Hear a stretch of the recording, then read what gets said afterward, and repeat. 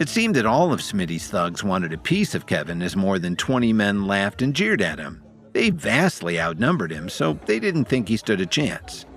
The onlookers who were watching this commotion shook their heads one after another. Some of them even let out a sigh. It would suck to be that man right now. He actually provoked Smitty? What was he thinking? One of the onlookers said as he nudged his friend. His friend agreed. I know, right? Smitty's a relative of the Steele family. I think he'll definitely end up in the hospital even if he doesn't die tonight. It's a pity those two beautiful women have such bad taste to be associated with such a useless person, the onlooker added. Hearing the comments from the crowd, the sneer on Smitty's face grew even bigger as he directed his attention back to Kevin. Now that you know who you're dealing with, hurry up and choose your fate. I don't have any extra time to waste with you. Just as Smitty said this, Kevin did something that nobody expected. How dare you insult me like that? Even if Dalton came here personally, he wouldn't talk to me like that. Who the hell do you think you are? Kevin spat on the ground with disdain. The whole club suddenly became silent. Even the music was turned off by now. The manager was so scared that his eyes seemed like they were about to fall out. He quickly walked to the back of the bar and sat down to make a call. The rest of the onlookers, including the rest of Smitty's men, still couldn't believe what they had just witnessed, and they hadn't recovered from their shock just yet. I didn't see it wrong, did I? This man kicked Smitty right in the chest? One of the onlookers asked. Someone else from the crowd suddenly recalled, I remember now. He seems to be that good-for-nothing son-in-law who lucked into marrying someone from the Jones family. No wonder he looks familiar. Is that true? And he chose to go up against Smitty? Will he find a way out of this mess? The onlooker wondered.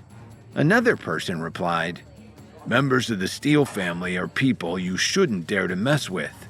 Even if this man belongs to the Jones family, he won't be able to get out of this easily. Nicole looked at Kevin worriedly. Since so many people were saying that the Steele family was powerful, it was obvious that they weren't people that ordinary folks could provoke. However, Lily wasn't worried much at all. In any case, Kevin had a good relationship with Dalton. Perhaps she could still convince Kevin to treat Smitty to a meal to smooth things over and avoid causing any trouble. Although Kevin might lose some face because of this, at least it was much better than being beaten up. You useless piece of... You actually dared to hit me? Smitty was infuriated. He understood that Kevin had no plan to back down, so he no longer wanted to play games with him either. What are you all still standing there for? Hurry up and attack! Smitty raised his arm and called out his men. While he shouted at his men, he coughed a few times. It seemed that Kevin's kick was quite powerful because it had knocked the wind out of him. After receiving the order, the 20 or so strongmen all raised their knives at Kevin. Their weapons reflected the dance club's shiny lights onto the surrounding crowd. Seeing this, Lily and Nicole both cried out in horror as they feared for Kevin's life. Meanwhile, the other people in the nightclub either turned their heads away or covered their mouths with their hands. Not wanting to associate themselves with Kevin and the two women, they were afraid of making any noise that would get them into trouble. Everyone's hearts raced as they watched. The nightclub was filled with screams of panic as the onlookers prayed for their own survival. With so many men fighting, no one in the crowd could figure out what was going on. However, a few minutes later, all the chaos died down as Kevin stood alone in the middle of the dance floor, twisting his wrist. On the other hand, Smitty's men were all lying on the ground, clutching their arms and letting out miserable cries. Everyone's jaws dropped at the unexpected outcome. Their legs were trembling and their faces were filled with disbelief. They looked at Kevin as if they had just seen a terrifying ghost. I told you to get lost, but you chose to come back and provoke me.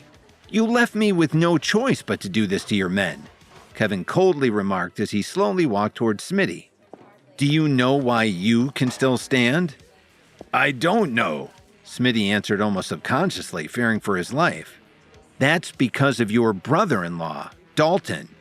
Kevin took out his phone and called Dalton. Dalton immediately picked up and was the first to speak. Kevin, There's no need to explain anything. I already know what happened. I'm on my way. Hurry up. Your brother-in-law has caused quite a lot of trouble here, Kevin replied. Wait for me. I'll be there soon. After that, Dalton didn't say anything else and ended the call. Kevin then turned around and went back to Lily. He gently patted the back of her head and asked, "Were you scared?" It was only at this time that Lily finally returned to her senses. While she knew Kevin could fight, she never thought that he would be so powerful. "Kevin, did you really defeat all of these men?"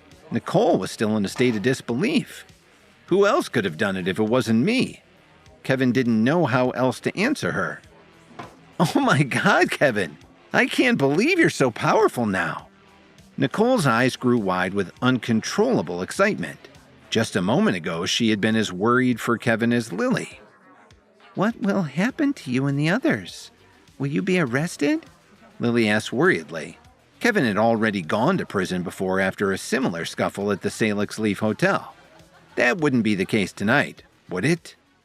Kevin knew what Lily was worried about and reassured her.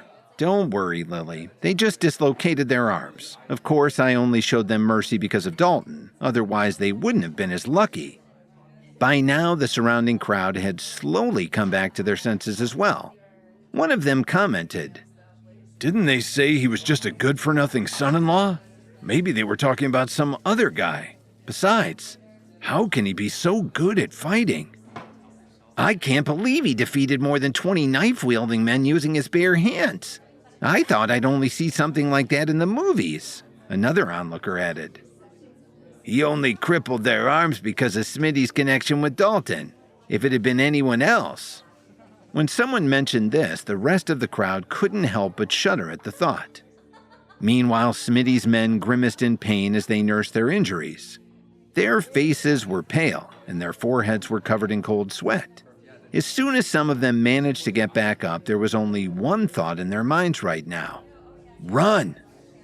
Seconds later, a couple of Smitty's men quickly bolted through the nightclub's exit, leaving their boss and fellow thugs behind.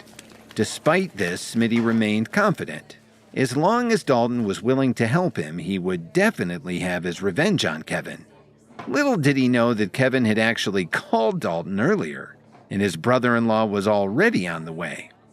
When Kevin had mentioned that he personally knew Dalton and warned him against provoking him earlier, Smitty assumed that he was only bragging. How powerful was this guy? Even if Kevin was quite skilled and strong with his punches and kicks, he was still just a good-for-nothing son-in-law who lived off his wife. So while Smitty was crawling his way to the nightclub's exit to escape, he was surprised to bump into Dalton, who had just arrived. "Dalton, help me!